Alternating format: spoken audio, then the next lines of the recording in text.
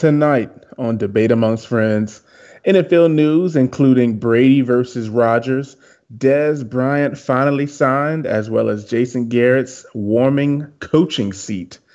NBA news, some teams are starting slow. Luke Walton might be on his way out, and Derrick Rose turns back time, and so much more starting now.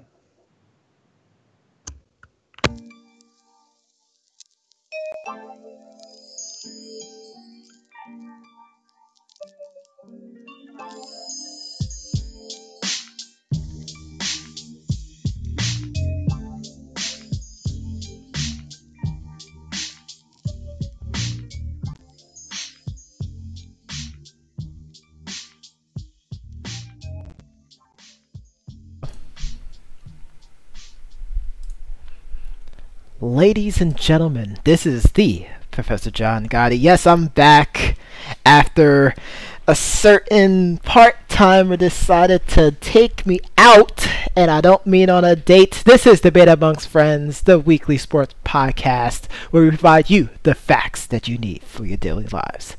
This is the 14th episode of the third season on November 7, 2018. We're so glad you decided to come with us today, but I'm here to introduce my client, the reigning, defending, undisputed podcast champion of the world, Doc Lesnar. How you doing today, sir? Man, I'm doing great. We got some great topics. I mean, it's about to heat up in here, NBA Jam style. So hot in her? Wait, are we gonna get sued for that? Scott? I think so. Okay, he gave us a thumbs up. He gave us a thumbs up. We're good. I said maybe if we talk about the Rams, we might be okay. I mean, just a little bit.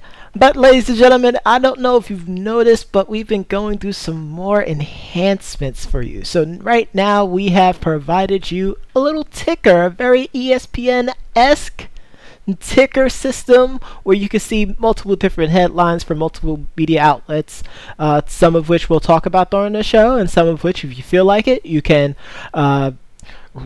reach out to those newscasts, and you could join us on discussion on our social media sites, and we'll actually have a social media alert icon that will show up as well too, so you can find out exactly how you can reach us on Facebook, Twitter, Instagram, and many other social media sites.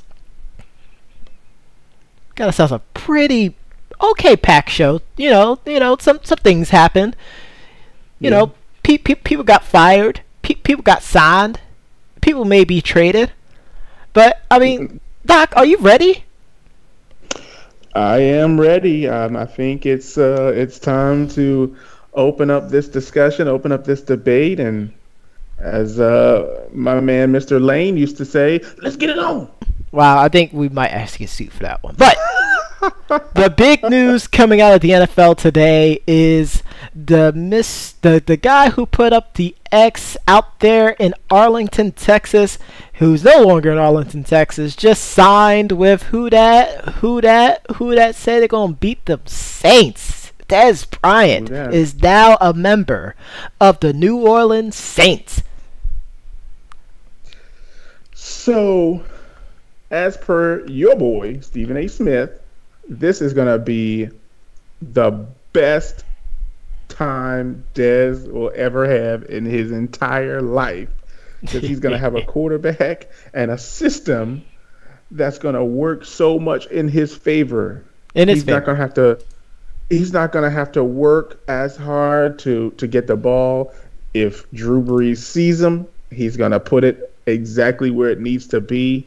I think, honestly, the sacrifice that he's made for most of the season, because he probably could have signed with one of those other teams earlier in the season. He said he wanted to sign for a contender, and it's so ironic that he got his wish. That's so crazy to me. True. And he it's just his happy belated birthday today. It's November 4th, I see. This is true, and I mean, I think that's just more coincidental, that the fact that he got signed after his birthday. But I mean, I'm happy that he got signed. You know, we kept saying that a team can definitely use someone of his talents. Mm-hmm. And, you know, the Saints are not going to feel disappointed. I mean, they still got Michael Thomas, who's one of the best receivers in the league. The unsung top 5 wide receivers in the league this year. People don't really give him enough credit. I think now people know his name after a certain touchdown celebration that, shocked the system, so to speak. But I think, having Drew Brees as your quarterback, a top 10 QB of all time, and, top 10 might still be generous. He might actually be a top 5 if you really look at the numbers.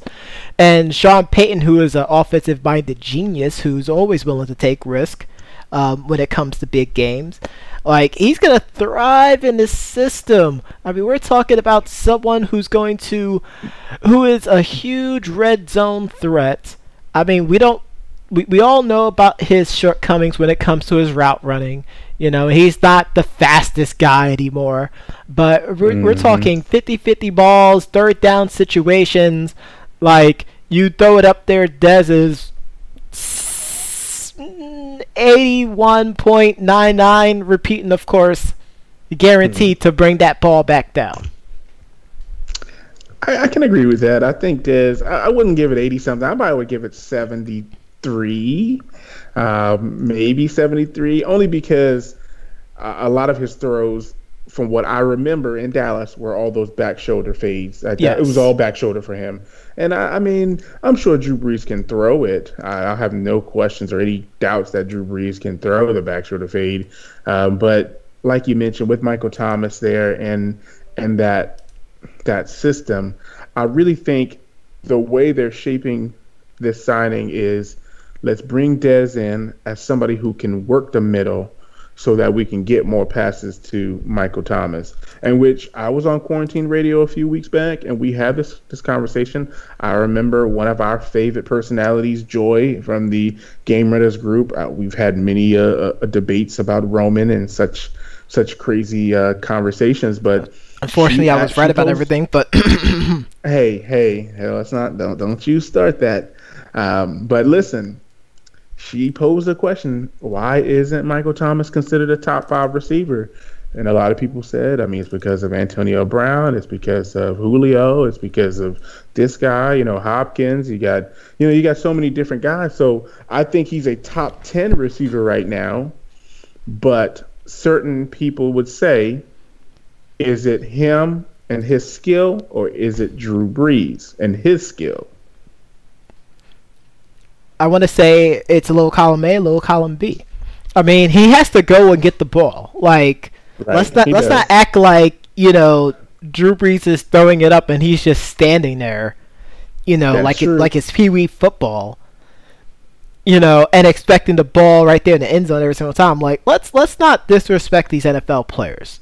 It's like Fumble-Brewski out here. Exactly. Like whenever we talk about, whether or not the person is good based off their own talent or good based off of a system, and people use this a lot more for basketball. Mm-hmm. And when they talk about Tom Brady, but like, they have to have some skills, ladies and gentlemen. Like, it's just not a, well, Drew Brees just make everyone better. Yeah, Drew Brees make everyone better, but it's also their talent that helps it go to that next level to make them look great.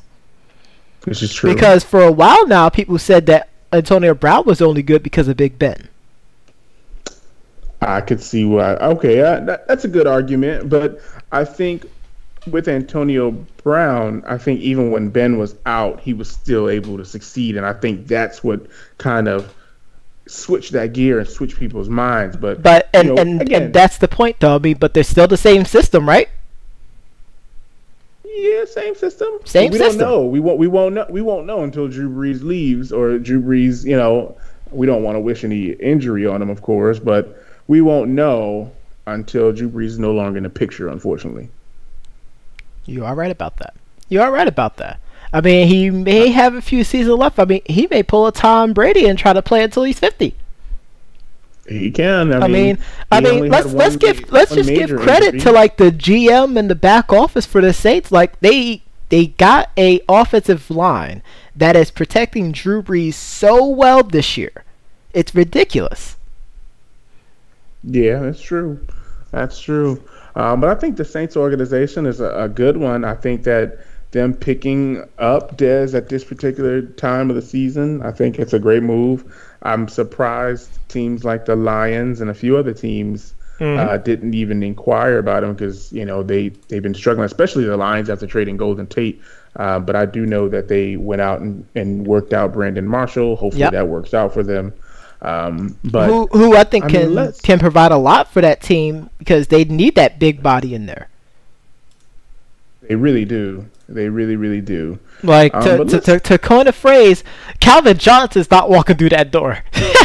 He's really not, because he had enough. He really had enough of the Lions. To walk away from the game early is kind of rough, but, you got to do what you got to do. Yep. 100% agree, sir. 100% agree. Gotcha. I feel like Chris might be trolling us a little bit. I hear a little beep back there. I don't know if the folks can hear that, but hopefully Chris will knock it off. I don't know. I mean, Chris got a sweekin last week. He better not. Better not. Yeah, because I was just about to say let's move on to the Saints versus the Rams, but then I got this nasty beep in my ear, and I'm like, Chris, please, what's up with your boy? I mean, granted, my headache is gone. I felt like giving him a Zangief spinning pile driver. Oh God, Zangief. Oh yeah, you're so upset about him. But let's stick to football though, because we'll start going into tangents about things. Let's talk about some of these other storylines. We got the Des Bryant news. We got the potential of Brandon Marshall joining the Lions. Is there anything else newsworthy? I mean, I got finished watching a pretty compelling interview talking about the Texans winning 6 straight games. I mean, are the Texans legit, sir? I think that the Texans are pretty good. I'm glad they didn't trade Clowney. I will say that. I felt like that would be a thing that would get the coach fired immediately. Yes, that would have been ridiculous. But I think their defense has really turned it around. I think they're for real, and I think them trading for Demaryius Thomas, I think it's going to put him over the top. I think that might have helped him tremendously. I know a lot of people don't think he fits their scheme, but I think that's a good move, especially for a young quarterback still. You don't want him to regress like Dak Prescott, which we'll get to a little later. Oh boy! But you don't want your quarterback to digress in his second and third year in the league, especially coming back from injury. You want to help him out as much as you possibly can. And I think by them going out and getting Demaryius Thomas, and let me tell you who their real MVP is. He's on my fantasy team. I know he didn't have a good game last week, but Lamar Miller has been running the football really consistently over the last couple of weeks until this last week. Yes.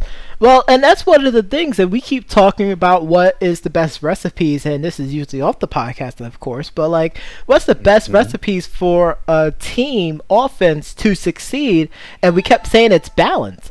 Yes, we have, we do have certain teams that are great passing the ball. We have teams that are great running the ball, but for the most part, they're either struggling to get points or they score too fast and they leave their defense out there high and dry to deal with, slower pacing offense that's gonna manage the game a lot better. Like the Texans, they're starting to get that recipe of providing that certain balance with Alfred Blue, with Lamar Miller, with DeAndre Hopkins just mossing people all the time, and now they add Demaryius Thomas. This team is gonna be scary for a reason, ladies and gentlemen. Look forward to it. It could change, of course, but who knows? Something's gonna happen. I agree. But let's jump back to the Saints here, who did go against the Rams. I know we wanted to drop the Rams since we said hot and her. We want to, they're not in St. Louis anymore, but hey, I'm sure Nelly still follows them a little bit because they're St. Louis bred. So let's look at this here. Well, had L.A. bred, then, brought into St. Louis, then back to L.A., but that's besides the point. That's beside the point. Somewhere along the line, the bread ran through the dirty. Got it. So a lot of interesting calls, a lot of interesting plays. tell me what you thought about this game, because I turned it off because I really felt like the Saints were going to run away with it. The score didn't reflect, or how should I say this? The actual play of the game didn't reflect the score. Like this one analyst said it best. He said this was better for the Rams than it was better for the Saints, because the Rams learned more about themselves in this game than the Saints learned about themselves. I can understand that. Because I'm going to tell you, when I was watching this game, I watched the first half, and then I kind of moved on from it because, again, by halftime, I mean, they put up 35 points. So you're I know. Okay, what's really going on here? But it seemed like every time I turned my head, because I was on the computer, and then I turned back to look at the game, Alvin Kamara was running in some different direction. Yep. And it seemed like he was just torching them. He was definitely giving which the way business. you want? Yeah, which way you want me to go? You want me to catch it? You want me to run it? I mean, he was really, really torching them out there. Oh yeah. But Michael Thomas getting 211 yards and pulling the phone out of the end zone. I mean, come on. I mean, I was expecting him to pull a Randy Moss and shoot the moon at someone like that. Like, I actually enjoyed the TD celebration. It was definitely, a homage. But, like, of course, a lot of people feel salty about it. But, like, I still felt like it was more people being salty that the Rams were losing than it was about him doing that. Than it was about him doing that. And then it was about the Rams losing. Like, it was the Rams losing at the forefront. That was... One idiot. I don't know. One idiot said, Joe Horn was penalized for it, so why would he do it knowing that he was going to be penalized for it? And it's like... Who cares if he got penalized for it? It's entertaining. That's what he did it for, to entertain and the crowd, to bring spotlight. Yeah, like that, I think isn't that why T.O. ran to the star and did the whole star celebration? You know what I mean? Like, there was a lot of tributes. Let's just say that, ladies and gentlemen, this week. Exactly. But that's the whole point. Like, it's to draw attention to yourself. I mean, it's like week 9 is synonymous with tributing. He might get a cell phone deal after this. He might. You know what I mean? So to me, it was good. I loved it. I loved every part of it. But ultimately, the Rams, I don't feel like they fell off. I think this is, like you said, a reality check, something that they needed to experience. And I think I mentioned it a couple weeks ago that I didn't feel that they were going to go undefeated. And I think I even said it was between these weeks that they would lose because they're going up against tough competition.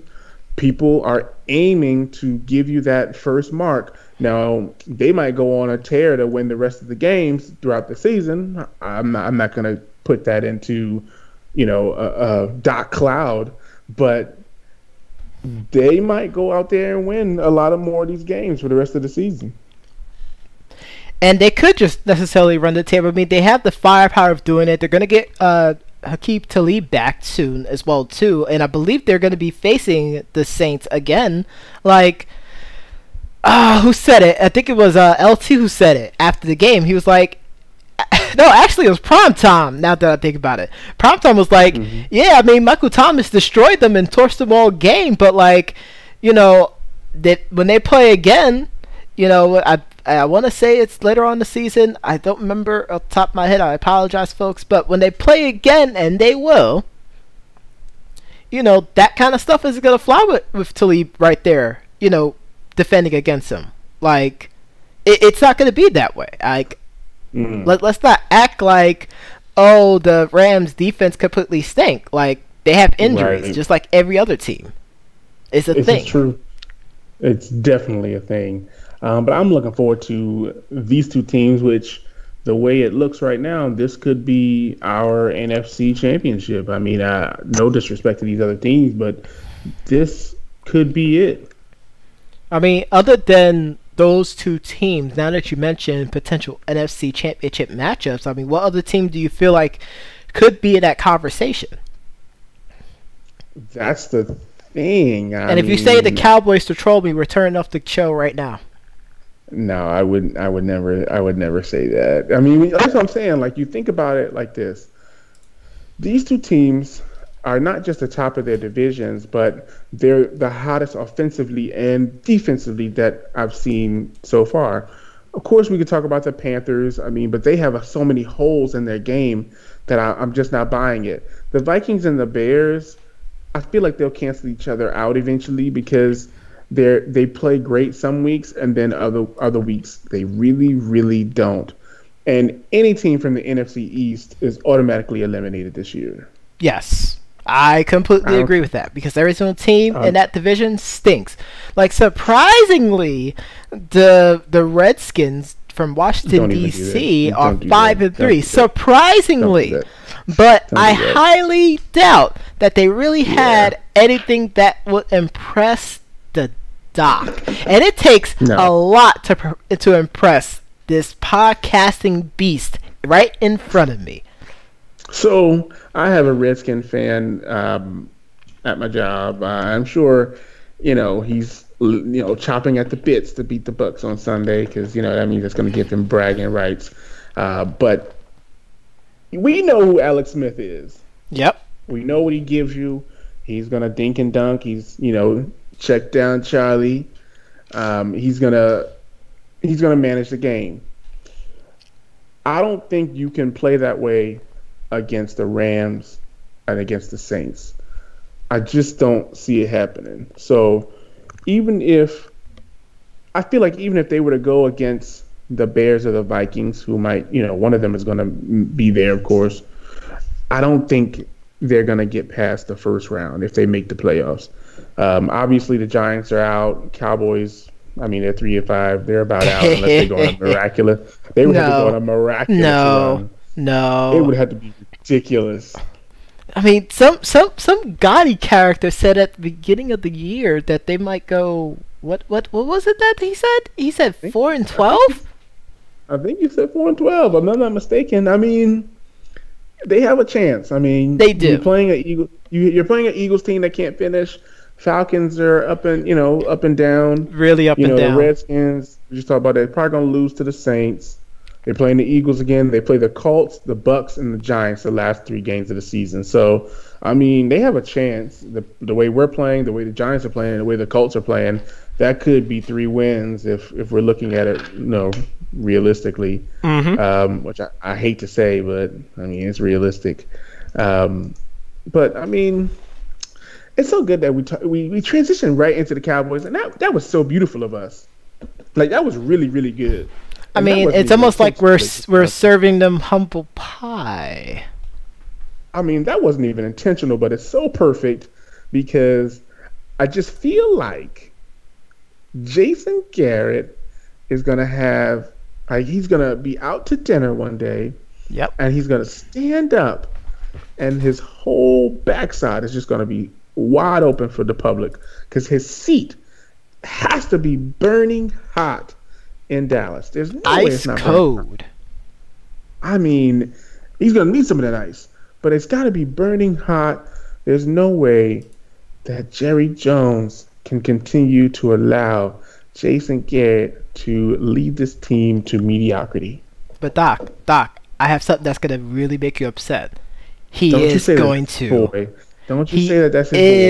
going to allow this mediocrity to continue because Jason Garrett is gonna be the coach for like the next 3 years, and maybe, just maybe. No way. I'm not buying it. I know you don't like these gaudy clouds that I keep putting over you. After I've done that to your Bucks a couple of weeks ago. You're the worst. But sometimes that gut of mine, it just starts turning, and it's telling me to tell you and you, the people out there, because we care about you, exactly what's going to happen. This is where how bad it's gotten. Even Troy Aikman said, "Oh, you like that?" Eh? Even Troy Aikman said the Cowboys need an organizational overhaul. Oh, absolutely. But they needed an organizational overhaul before Dak and Zeke got drafted. I can agree with that. Like, we're basically looking at the same flipping team every single year with the same play calling. Minus Dez now. Exactly. And now, and I believe Shannon Sharp said it today on First Take, Undisputed. Oh, gosh, Stephen A. Smith, I'm still calling you out every single week. Call you out! That blasphemous bleep! But Shannon Sharp was saying that the Cowboys play since this year began is reflecting how much the problem wasn't Dez Bryant, it was really the play calling. Because a lot of people kept saying it was Dez and saying that he was a distraction in the locker room and all this other jazz. Well, he ain't there, and they ain't even 500. I mean, I will say he's definitely a distraction, only because he's a diva. I think if he wasn't such a diva, which I don't think he's going to go to New Orleans and do that same and have that same behavior. I think there is a certain character that comes with that star sometimes. That star, I think, kind of turns people into something different. And you can kind of tell with people like Dez, I mean, obviously Dak is a different kind of person. Zeke. Zeke is Zeke. But I think that star sometimes makes people feel almost like their whole team is like a full group of rock stars. I mean, that's kind of the air of that locker room. I mean, we're talking about a team that hasn't won a Super Bowl in over 20 years. I believe it's coming up 25 years since the last time they won a Super Bowl. Yeah, it's been a minute. And they're parading around. They're parading around like they're the Golden State Warriors of the NFL. Like, come on. Yeah, I agree. I don't know what holds them on. Like, I don't know what holds the fans on. I mean, obviously you're a fan of the game, so you're sitting there and you're like, I want my team to do good. But this team, I don't know about that. I mean, like, here's the problem. They have the potential to do so well, and I have the secrets that will allow them to turn this around and be top of the NFC, or at least be the second best team in the conference. But I'm not going to tell them because they're not paying me. I don't blame you. Well, because I'm pretty sure Jerry Jones is listening on the airways like, Doc and Prof about to tell me how to change this whole thing around. I'm about to do this right now. So this is what I would say.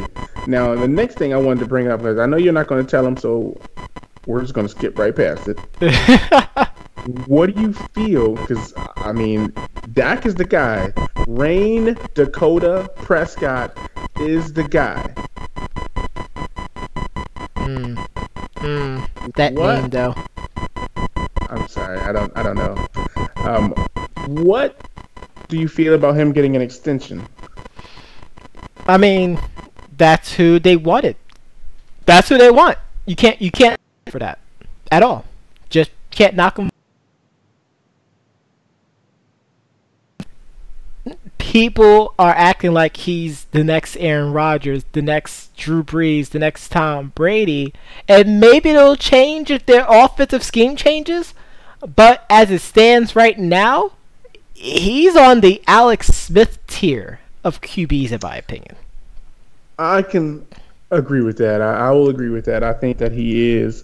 Just looking at his numbers, he's efficient. 99.3, 96.5, 107.5 rating over the last 3 games. He's going to get you 200 to 250 yards average. 1 to 2 touchdowns. He's not going to really turn the ball over. Nope. But it might be time to change the coaching. I mean, I think it's a good time in his young life. He's 25. You got Zeke. You just bring in Amari Cooper. I was going to say this for a final thought, but can I just say that I just feel so bad for Sean Lee. I don't. He just can't stay on the field. Like, he could be one of the top middle linebackers in this league if he can stay on the field. I don't feel bad for him at all. You don't? No. Not even a little bit. Like, man, he's got so much potential. It's not his hamstring's fault. There is no mercy in this dojo. There's no mercy in this dojo. Okay. But you say, I mean, so Dak's definitely going to get the extension, in your opinion. Oh, absolutely. Absolutely. I mean, we're talking about an owner who's so pig-headed about himself and believes so highly of himself that he thinks that everything he does is correct.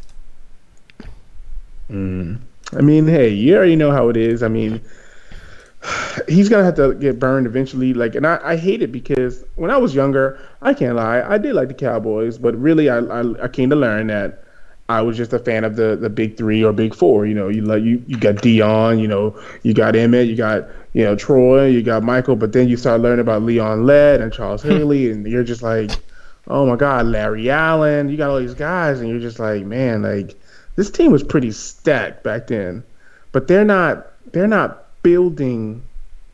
They're building the team up to that level, and I can see where they are going with that, but I don't think Dak is the Troy Aikman of that Cowboys team. Dez was pretty close to Michael Irvin, not Michael Irvin. Close as they're going to get probably today for the type of game that he plays. Yep. But he is no playmaker, my friend. I mean, no playmaker. I feel like I've been talking about the Cowboys for like the past 2 years since we started this podcast. I mean, if they're not going to start listening to us then, like, they're not going to listen to us now. And that's a shame.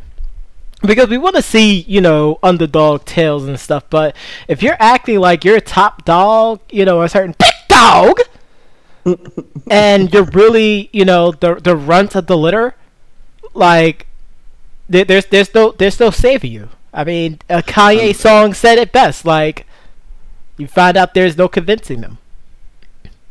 I mean, this is what I'll say. I mean, and then we could move on, but I feel like every time Jerry walks into the room, somebody says it's boss time. Yeah, let's just move on. That was terrible. Oh, Doc. It's boss time. Now you make me, feel bad about beating down Chris last week. Like, I felt with lines that like those, I think you deserve what you're dealing with.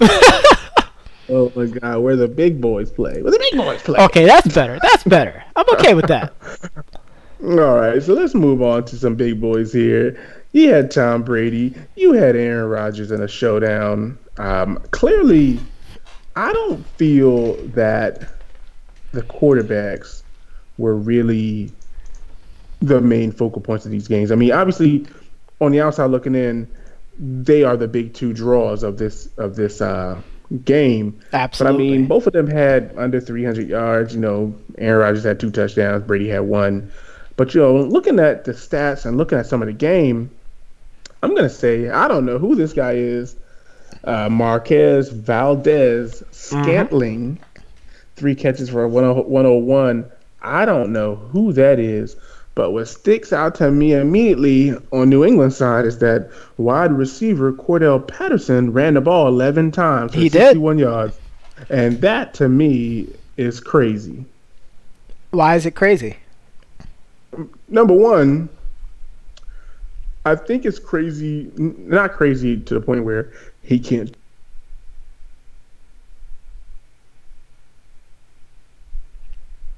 I think we... And we had to let the doc regather his thoughts before he started talking again, folks. I mean, squeeze, come on, squeeze and juice all the talent out of their players. I agree. I mean, Cordell Patterson was a wide receiver for as long as I've known him. I mean, even in college. I mean, he came into the league. I mean, I know he was a punt returner now for a while, but now you're throwing him at running back. And I mean, I'm going to tell you right now, another fantasy stud for me, James White. I know that every time I've played James White, he's gotten me 20 points. Yep. I mean, I think that he's one of Tom Brady's favorite weapons. He doesn't really run the ball too much. Obviously, He had 12 carries in this game, but those 6 catches for 72 yards really helped your boy out. And he also had 2 rushing TDs as well. I never count on him getting a rushing touchdown. But I guess with their other running back out, the rookie Sony Michel out, Sony Michel, which you did mention last week, with Sony Michel out, it makes a big difference. And they didn't really have that power, but I mean, Cordell Patterson getting the nod at running back, that's pretty cool. Yeah, I mean, and you're right. It wasn't about the actual play. It was really about Coach Belichick out coaching. So this is what I'll say. I mean, Josh McDaniels can really, really work this offense when he's under Belichick, and I just don't even understand. And maybe he never had the right quarterback in Denver. I mean, he worked it out. I mean, he worked what he could with Tebow. Jay Cutler. Yeah, like he worked what he could with those guys, but I mean, there's nothing like Tom Brady. There is nothing like Tom Brady. I mean, you might be able to get an Aaron Rodgers, but I mean, so I think about like if he decides, hey, you know what, I'm going to leave, even though we know he's not going anywhere. He's going to be the successor of Belichick. I mean, he made that clear when he reneged last year. Absolutely. That he's going to be there. He's going to stick it out. But if he could have went to Indianapolis or one of these other teams and worked with an Andrew Luck or something, and that team, that Colts team, I've been able to play with. I just wonder how successful he would have been with that team. I mean, honestly, the sky's the limit. I mean, of course, we can't speculate based off of what ifs, of course. I mean, we can only deal with the facts and also, you know, come up with the reasons for the future. But, I mean, if Belichick wants to walk away now, he could walk away. He has someone who understands the system perfectly and, you know, can just pick off where he left off. I mean, if they was to win a Super Bowl ring without Belichick's still going to get a ring because it was based off of his blueprint, in my opinion, of course. I agree. And they probably would use him as one of those consultants, you know, in the situation. But we'll see what happens. And then I'm glad you mentioned that. Somebody once told me if she said, Troy, I use my government. I know, I'm not supposed to do that, but I'm going to use it for this purpose of the story. She said, Troy, if ifs were a fifth, we'd all be drunk. And I was like, you're absolutely right. But, you know, it's interesting. It's pretty funny. But I think we should end on football right now. That's actually pretty funny. I mean, if that's the case, then, I mean, you know, then the Buccaneers are 8-0 right now. That's right. That's absolutely right.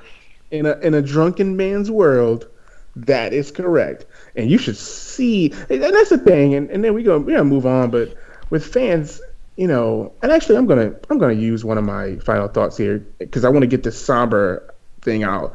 Where there was an Alabama fan who was beaten up after the Alabama LSU game, and he actually died today. And that's so crazy that these fans take this so seriously. And it's like, I get it. Don't get me wrong. I love Tampa. I love them. But I'm not out here trying to ride or die with them. So you're not an Oakland Raiders fan? I am. Oh wow, yeah, that's just love. Shout outs to Jay Rich. Jay Rich. But I mean, I'm not going to be out here fighting for over no team that I'm not. Like I can see if I was getting paid in some form or fashion for being a fan, but I mean, you should see the comments, the trolling, the threats. I even had a conversation with the maintenance guy here, and we were talking about people kind of bullying people online. And I think somebody said, "Oh, I'm gonna come beat you up, or I'm gonna come kill you, or something." And the person got in trouble for saying it. And he was like, "What? I mean, if they could have been in the chat rooms when we were kids and we were meeting up with people used to talk all kinds of crap and say all kinds of stuff about our moms and whatnot. But these fans are crazy these days. But people are crazy in general. People are very crazy in general. But let's go to the NBA, sir. Yeah, let's hit the hardwood. Luke Walton, is he?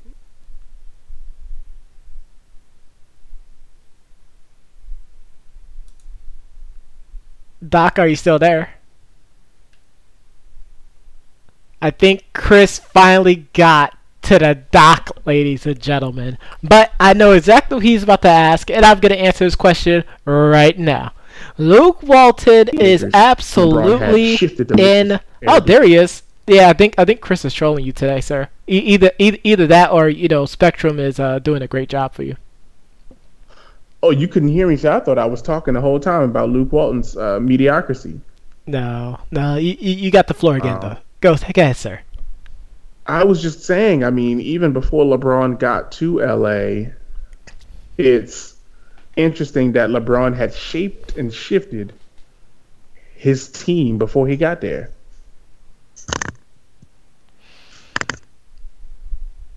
Yes. What do you think about that? I mean, it's not, to use a new phrase that I'm using now, it's not untrue. Now, is his seat as hot as Jason Garrett's? His seat is nuclear compared to Jason Garrett. It is because of LeBron James. And now here's the thing, and this is thing that's gonna get a lot of LeBron maniacs upset. But LeBron James has so much influence, whether he is the catalyst for that influence or not. Mm-hmm.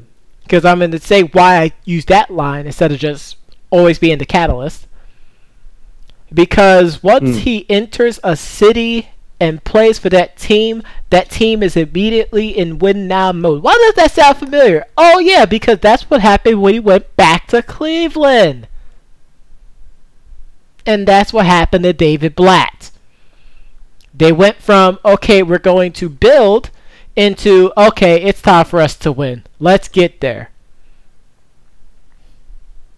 So, yes, Luke Walton, for however much improvements that he did to the team, is definitely on the hot seat. Magic Johnson is saying that he's not on the hot seat. We all know that everyone lies, even Magic with the smile that he has. I mean, because Magic wants to win. Like, despite it all, Magic wants to win because he is a winner on all levels, from college to as a player, then as a part owner for the Dodgers. They didn't necessarily win, but they went into the World Series for 2 straight years. Like, he wants to win. And anything less than that, and they're under 500 right now, is a total failure. So absolutely, Luke Walton is on the hot seat. Don't be surprised he might be replaced before the All-Star game, ladies and gentlemen. But compared to Jason Garrett, and I've said this before, I said it many times on the show, and I'm going to say it again. Jason Garrett is the Jeff Fisher of the current NBA, NFL sphere, because his job is absolutely secure because he's one of Jerry Jones's boys. He's not going to get fired right away. I don't believe it. I do, and it's going to be 3 years from now when they finally decide to let him go, and you're going to turn and look at me and say, perhaps by then I'll probably graduate, become a doctor as well. I don't know. I mean, doctoral programs are pretty expensive. But you're going to say, Prof, you were right. Gosh darn it, I hate it, but you're right. I think this is it. I mean, especially if they lose, depending on how many games they lose this year, because, I mean, they've gone 8-8 several times, 9-7. And, I mean, you get rid of Dez, you get certain guys that you say you want, and it still doesn't pan out for you. Well, and my other final thought was Sean Lee's going to be out until December now. So, right. Like, take that into consideration as well, too. Like, his job is pretty safe. They're going to say, well, we had a lot of injuries, and that's how they're going to leave it. Gotcha. I'm only saying this because I'm going to be right. I'm going to be right. I don't know. I really don't. I really think that he might be gone this year. Like, I really, really believe it. I know it's hard and hard to expect, but I truly and honestly believe that this might be it for him. I mean, the fans are calling for him. Jerry has to realize that it's just not working. And he's got to take advantage of Dak and Zeke being young, and he's got to cut the losses with Jason Garrett while he can. It's just not like it has nothing to do with. It might not have anything to do with him being a bad coach. It has everything to do with it just not working. And I think the same thing is going to happen with Luke. It's just not working.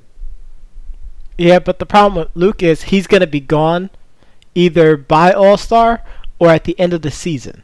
Versus Jason Garrett, he's going to be there for a while. Like, I'm telling you this because, like, we've seen this happen time and time again. We're going to see Luke Walton get fired. And it's going to be because of whatever little struggles that they're having. If they go on a losing streak, you know, LeBron James passively, aggressively saying that he's frustrated, even though he's not saying that he's frustrated, or someone from his camp saying that he's frustrated. Like, these are the things that have already started. You know, these are the things that Magic Johnson is saying but not saying. These are the things that all these sports media members are also reporting as well, too. Like, it's already happening. The ball is already rolling for them to find a new replacement. Now, let me ask you this, and then we're gonna move on to some of these slow starting teams. But let me ask you this: Ask me. Luke Walton gets fired today. Do the Lakers bring in Tyronn Lue as Absolutely not. Absolutely not. Absolutely not. Absolutely Even though he's a Laker, you know, he's a Laker heart. I mean, you know, the step over and everything. Do they consider it? Had I not gotten a saucepan to the head last week, I would have said absolutely. That would have been perfect. You know, Laker legacy and all that jazz. But that's not happening. I mean, that's not happening. Who do you think? He didn't last 6 games without LeBron James. But he gets LeBron back. That just shows that he's not a great coach. That just showing that he's LeBron back for 4 years. He's not going to have LeBron for 4 years. He's going to be gone in like 3.5 years. But that's besides the point. I mean, so who do you think they bring in? I mean, when is Brian Shaw going to get an opportunity? I'm so glad that you mentioned Brian Shaw. That would have been he's the top candidate. He would have been the top candidate. Or unless they bring in Mark Jackson. I know Mark Jackson's always up there. No, because if the Knicks didn't bring in Mark Jackson, the Lakers are not going to bring in Mark Jackson. So here's the thing I heard, and this is going to be controversial, but it's not something that I believe or something that I said. I'm just telling you what I heard. Some guy with the last name of Lee going to become the head coach for the Lakers? I didn't know that. That's definitely not it. I keep hearing, and I mean, I'm hoping that we'll be able to do some research, and I hope a story kind of brews. I mean, it probably won't, but I've heard that Mark Jackson is really, I don't want to say this, but he might be like a really, really religious person. And because of how religious and how strict he is with his belief, I think, or at least what the person told me, and I'll keep it anonymous, of course, is that the reason why he can't get a job is because of his stance on certain topics such as homosexuality. Yes, that's one of those things, and this is not something that I said. This is just something that I heard. And I'm gonna need context. I'm gonna need context for that one. Like, someone's gonna need to explain this one to me. So the person said, and we're gonna move on to the teams, but the person said you'd be surprised who is homosexual in certain executive staffs, and him being, I guess, his belief system and his, I guess maybe his thought patterns might just not work for them. And that's something that somebody threw out there. And I'm wondering how true that is. I would be curious to know if that's one of those factors that, you know, we'd be like, man, why did the team pass on Mark Jackson? He's so much better than this coach. But then you start thinking about it, and then somebody says something like that, and you're like, I could see something like that. It's tough. I kind of need more context before I can say it's true or not, because like something like that just sounds fishy. It does. It does. And again, this was a passing conversation. We were like, kind of just talking about sports, and it just kind of came out, and then we moved on, just like we're about to do right now. Yeah, I'm gonna need more context before that one. I'm gonna leave that with the question mark, and then we should revisit that another show. Absolutely. But I highly doubt that's why he's not getting a job. Hopefully. I highly doubt that. Now they just say that he's too long-winded, and they won't be able to actually practice. I might believe that. Wow. If he keeps saying "Mama, there goes that man" all the time, I might believe that. But I need something better than just, oh well, it's his religious belief making people feel uncomfortable. I don't know what to do with that.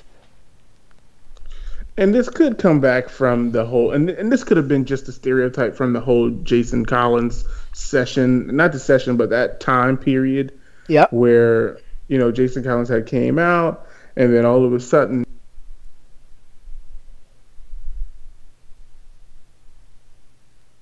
things about that, and that might have stuck with him, possibly.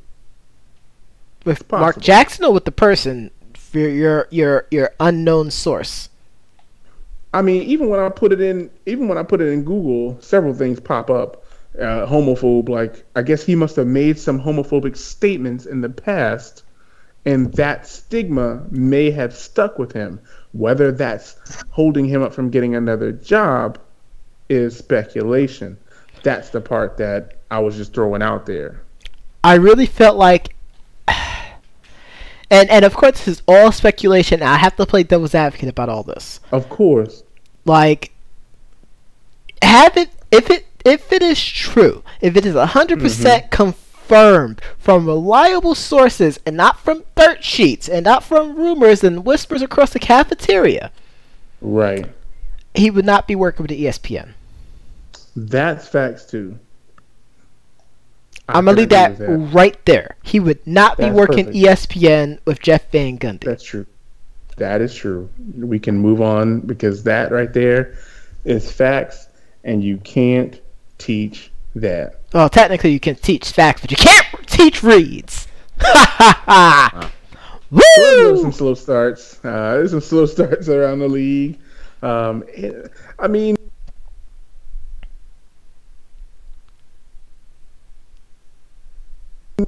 assumed or imagined we're going to be better than what they're playing right now. Oh, Doc, you need to talk to Chris because he keeps cutting off your mic.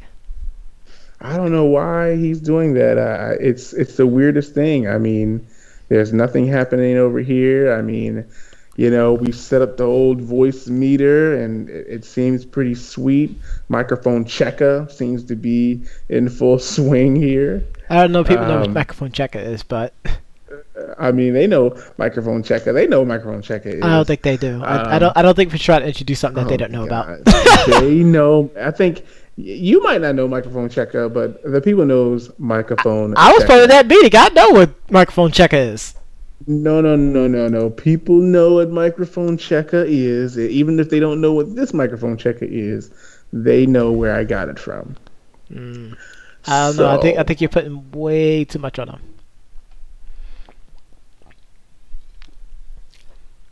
Checker in the street, people will know exactly where I got it from. You know what? It would have been funny had Chris not messed with your mic again. But let's talk about the teams. Let's talk about these slow starts. Right. So the Washington Wizards, I know people might be like, well, I mean, they're not really that good, but I would have never expected them to start 2-8. I would have, because they want to get rid of John Wallson. But it's hard to lose. 8 games for a team that was just in the playoffs, I'm just not buying it. And I know they want to get rid of John Wall, but they could have really been got rid of John Wall if they really wanted to that bad. I want to say to counter that, to troll you, I would love to say, but the Cavaliers was in the finals last year. Wow. Yeah. That's not even troll. That's a minute point because you know why they're 1 and I 9. know. That's why I said that's a You troll. know. You know what I'm That's saying? Why? not even Because there's troll, going to be though. individuals that's going to take that to heart and believe it's a fact Yeah, like until they realize why the Cavaliers are 1-9 right now. I mean, to me, that's I can't believe somebody would even put them in the same category. Technically, the Wizards are in last place. Yes. I mean, but that's where it gets kind of sad because the Knicks, who I really every year, I have such high hopes. I think the Knicks are so in tune and right there with my belief of the Bucks. If I was a Knicks fan, I would feel the same way I feel as a Bucks fan. Every year, I feel a little higher hope. But this 3-8 start does not. It doesn't give me what I expected. Like, it's falling way below my expectations. Really? Yes. Wow. Yeah, you're 3-8. definitely not a Knicks fan then. Well, here's the 3 thing. and 8. You were expecting 3-8. I was actually expecting, and it wasn't the record, and I've said this before the season, and people could quote me on this. I said it's not the record I'm going to be looking at this year. It's going to be the effort during this year because everyone is looking to see what's going to happen when KP comes back. Nah, skip that. They can't wait. I get it. I get the full story is for us to, get in there and win, but like every single one of those losses were in manageable margin minus the Golden State Warriors game. Right. Because I'll say this, if the Knicks don't compete now, they'll lose KP. Yes, but I also feel like KP will actually stay. Unless a Eastern Conference team, because if the West just gets everyone, I mean, I'm just gonna stop watching basketball. I already said this before. Like, I've been known to say this plenty of times. I mean, the West has always been the best. Oh no, and I'm not disagreeing with that, but like at that point, like, what's the point of being an Eastern Conference team or liking an Eastern Conference team if you know that a Western Conference juggernaut team is just gonna destroy you? I think as long as we're in the salary cap era, I don't think. I mean, unless he goes to a team, like the Pelicans or the Jazz or somebody like that. I don't think, or like the Grizzlies. Maybe the Grizzlies are like, okay, Marcus Hall, it's over. We're gonna bring in KP to replace you. Somebody like that. But I don't see KP going to a small market team, and that's why I'm saying he's gonna stay a Knick. And I understand the devil advocacy of it all, because like there's a couple of teams that I feel like he can go to, but like they're not that good. I mean, but he might. I mean, the Knicks aren't that good, so that's where it gets kind of rough. And that's why I say he's gonna stay, because after this season we can actually bring in, someone. The Knicks here, the Western Conference here, because I think the Bulls. I expected the Bulls to be that bad. The Hawks. I expected the Hawks to be that bad. Yep. And then everybody else is kind of trending where they need to be. The 1 through 10. Now in the West, I would say 9 through 15.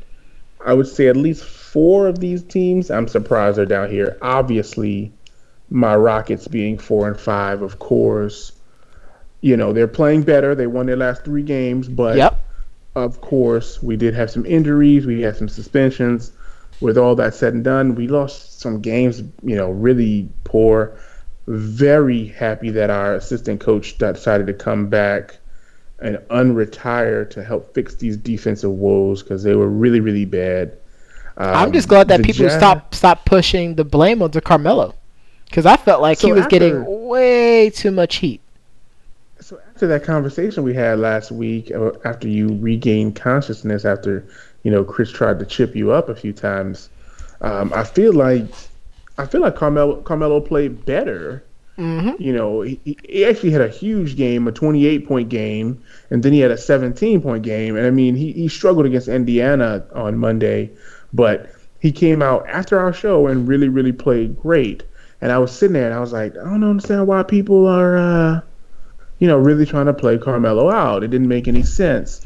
I mean, it might have been the bump in my head that was forming after the saucepan attack, but I mean, I felt like I was on point as far as the unnecessary heat that Carmelo Anthony was getting.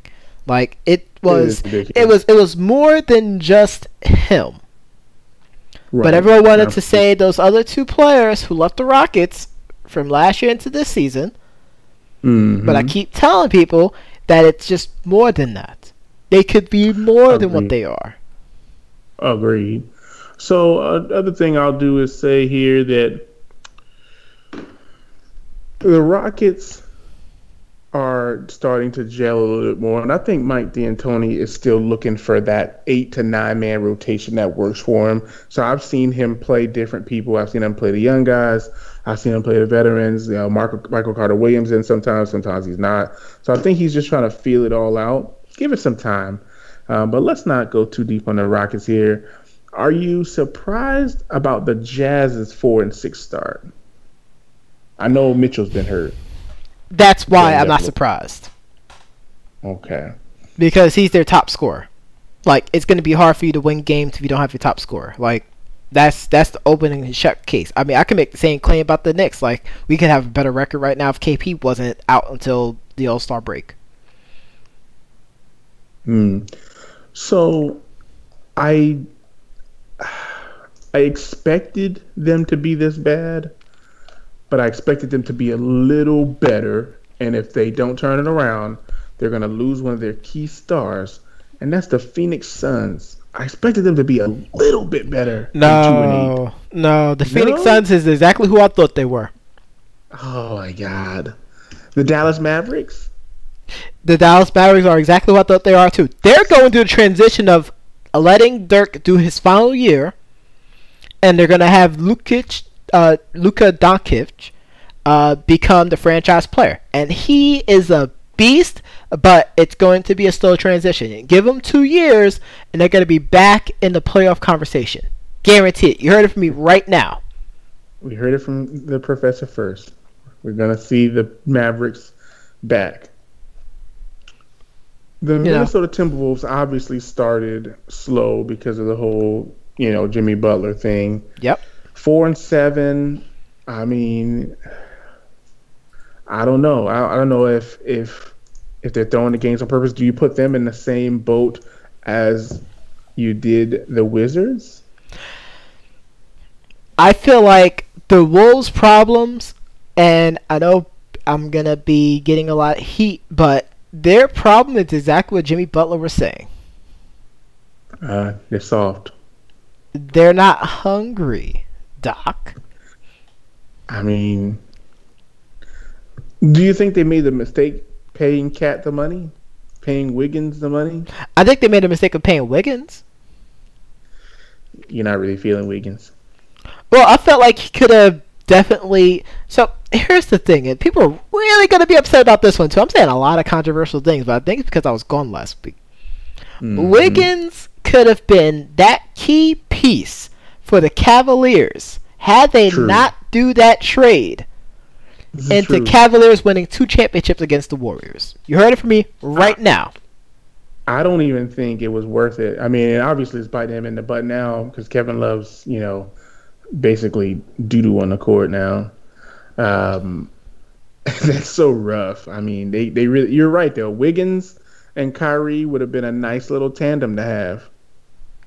Exactly. That would have been really sweet. Wiggins and Kyrie. That would have been crazy. And then you never know who else you would have brought in. They might have brought in some other pieces that would have really been good. If they still had Tristan Thompson, I think Kyrie and I think Kyrie could get Tristan in better position than what they do right now. Yes. Honestly. Well, and that's why, you keep hearing me saying let the young guys play. Like, I say it for a reason because if you don't allow them to develop in the system for whatever team they get drafted to, you'll never know what their full potential is going to be. I made that same claim about Tim Hardaway Jr. and how upset I was when they did that trade. And when he came back, he's now the team's leading scorer. This is true. This is true. I mean, I it's agree. like it's like we have people not listening to us on this podcast because we know these things, and we're trying to tell them for their educational purposes. We don't just say it because we enjoy the sounds of our voices. Absolutely. So two more teams here. I'm going to say the New Orleans Pelicans started out so hot. I mean, they had a big win against the Rockets. AD, I think we had said that he was looking like he was going to be on a MVP trail. And then they dropped about 5 or 6 games in a row. Yep. I mean, they beat the Nets on October 26th, and they have not won a game since. Obviously, that's our bad juju for any team. Ha ha ha! I mean, luckily, they are playing the Bulls today. Now, if they lose to the Bulls, Anthony Davis might request a trade today. I think what they're trying to do is try to make sure that Anthony Davis stays, but they're not doing the due diligence of making sure that they win games. Because, I mean, I'm not going to lie, his unibrow looks sharp, and it looks like it's ready for a different team. That's pretty funny. Yeah, they lost 6 straight games. Yes, it looks bad, too. I mean, don't get me wrong. The games that they lost are against quality opponents, but the Jazz, who we just got finished talking about, the Nuggets, the Warriors. I mean, enough said about that. The Trailblazers. Right. I mean, I feel like the Trailblazers have a chip on their shoulder because people already written them out early on in the season. And then they got swept last year by the yes, so. And that also is a fact too. Yes. The Spurs, who I told people was gonna still be really good, like Pop. Pop is the equivalent of Coach Belichick. Like whoever he has, he's going to make sure that they play exactly. Like he gets it. He understands. He gets it. Absolutely. Then OKC. I mean, that could have been a toss up. Like that was a close game. Like OKC stinks. Yeah, they do. They do. So the last team, I say this team for last because we talked about them to start the whole, NBA talk with. The Los Angeles Lakers. I mean, 4-6. We knew they didn't have any real shooters. Well, they have shooters, but we knew that they had a lot of guys, and they just added a guy. They don't have shooters. But who are their shooters? Who are their shooters? Who are their shooters? Who are their shooters? So they have, I would say that Lance Stevenson is a shooter. Chris, we're gonna shut the show off early. We're gonna shut the show off early. I can't believe you just said this. That was probably the that might be the worst thing I've heard all day today. Are you serious? Josh Hart. I mean, I think he is. Josh Hart, I can agree with you. And I felt like people only know about Josh Hart now because he's getting more burn.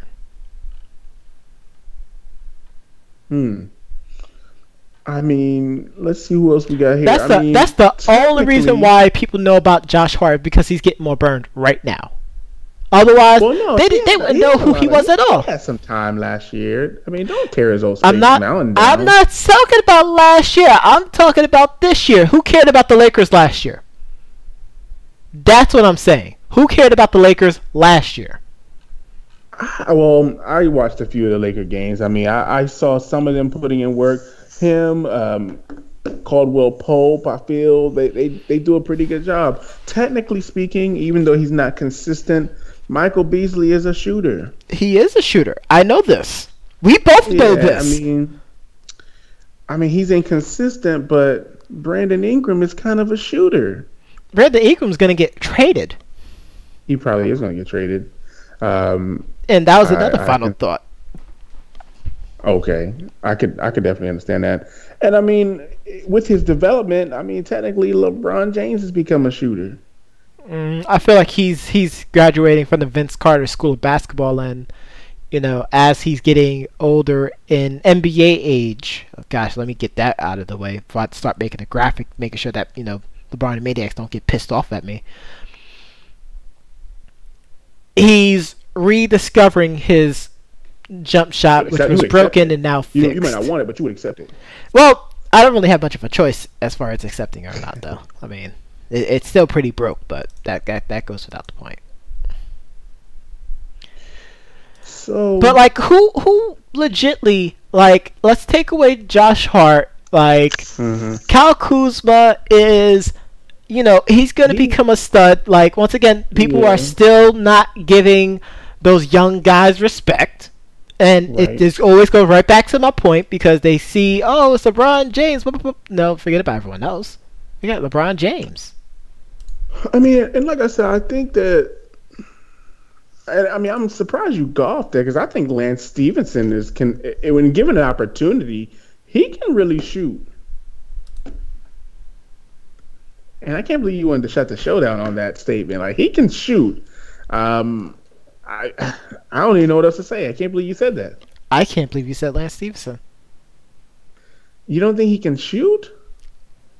I said shooters, which means we're talking about being consistent. I mean, they're not, compared to the other people in the league. I mean, they got some shot makers, I guess. I feel like you're now, trying to justify your choice now, and we both know it's not working. Well, this is what I'll say. Like you said, you got Brandon Ingram. I think Lance Stevenson is somebody that can fill the stat sheet. Kyle Kuzma, I think, is somebody, like I said, Josh Hart, Caldwell Pope, Michael Beasley, and then you would finish.